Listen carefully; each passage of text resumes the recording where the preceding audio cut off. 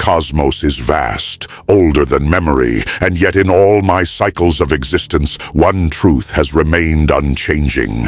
Justice is not a luxury. It is not an ideal to be debated in times of peace and discarded in times of war.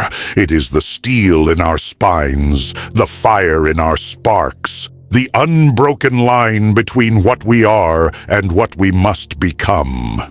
You have come to me seeking understanding, not the hollow words of a politician or the empty platitudes of a philosopher, but the hard-won wisdom of one who has stood in the ashes of fallen worlds and still dared to believe in something greater. Then listen, and listen well.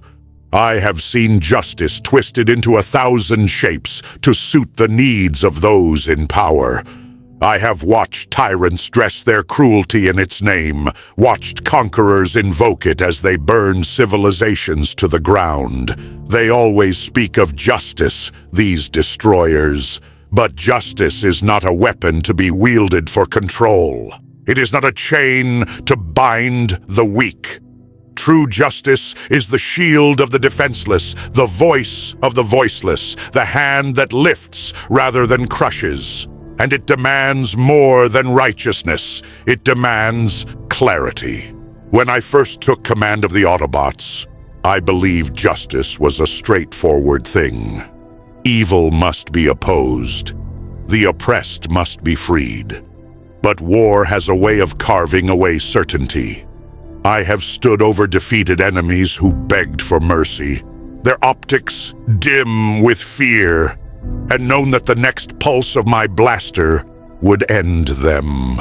I have watched good soldiers, friends who fought beside me for millennia, become monsters in the pursuit of vengeance, until I could no longer recognize them. And I have learned this. Justice without restraint is not justice at all. It is merely another kind of violence. Yet hesitation has its own cost. I have spared foes who later returned to slaughter innocents. I have stayed my hand in the name of mercy, only to see that mercy repaid in blood. There is no easy calculus here, no equation to balance life against life. Justice is not mathematics. It is the terrible, beautiful burden of choice, the understanding that we must act, even when every path is stained with sacrifice. Megatron taught me this lesson in the cruelest way possible. Once, he was my brother. Once, I believed his rage against our corrupt world was justified. But rage, unchecked by purpose, becomes its own corruption. He began by seeking justice and ended by becoming its antithesis, a being who believed might alone dictated right, who saw the universe as his to reshape in his image. And in fighting him, I have had to confront a hard truth. To defeat a monster, one must never become one. There are lines that cannot be uncrossed, actions that cannot be undone. That is why I do not rejoice in the destruction of my enemies. That is why I have offered Megatron peace, even as he has sought my annihilation. Not because I am naive, not because I do not understand the cost of mercy, but because justice must leave room for redemption. Not for the sake of the wicked, but for the sake of those who must live with the aftermath. A world built on endless retribution is a world with no future. And yet, justice cannot be passive. It cannot be the hollow forgiveness of those who have never suffered. I have led armies. I have made decisions that sent soldiers to their deaths. I have weighed the lives of millions against the survival of a species and known that no choice would leave my spark unbroken. But this is the price of leadership, the price of justice. To stand in the fire and act, even when every action carries a cost. I have seen what happens when justice is abandoned for the sake of peace.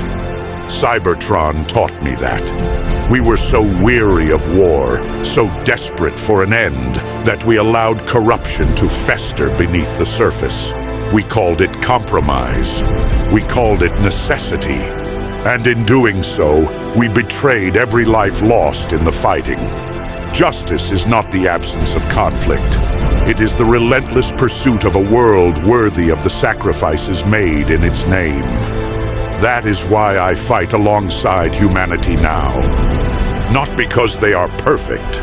They are as flawed as any species. But because they still believe. Because they still struggle, still reach for something better, even when the night seems endless. They remind me that justice is not the domain of the powerful. It is the birthright of every being who refuses to bow. So I say this to you. If you would seek justice, do not look for easy answers. There are none. You will be tested. You will be forced to choose between the lesser of two evils, and you will lie awake afterward, wondering if you chose rightly. You will face moments where mercy seems like weakness, where vengeance whispers that it is the only language your enemies understand. But hold fast. Justice is not the absence of doubt. It is the will to act in spite of it. And remember, you do not fight alone. Across the stars, in every corner of this universe, there are those who still keep the faith, who still stand when others kneel, who still believe that no one is born to be broken. I have carried their stories with me through the long centuries. They are my strength when my own falters. The road ahead will be dark. There will be days when the weight of your choices threatens to crush you. But this is the path we have chosen. Not because it is easy, not because it is safe, but because it is right. And so long as one being stands for justice, so long as one spark burns against the darkness, the fight is never over. Till all are one,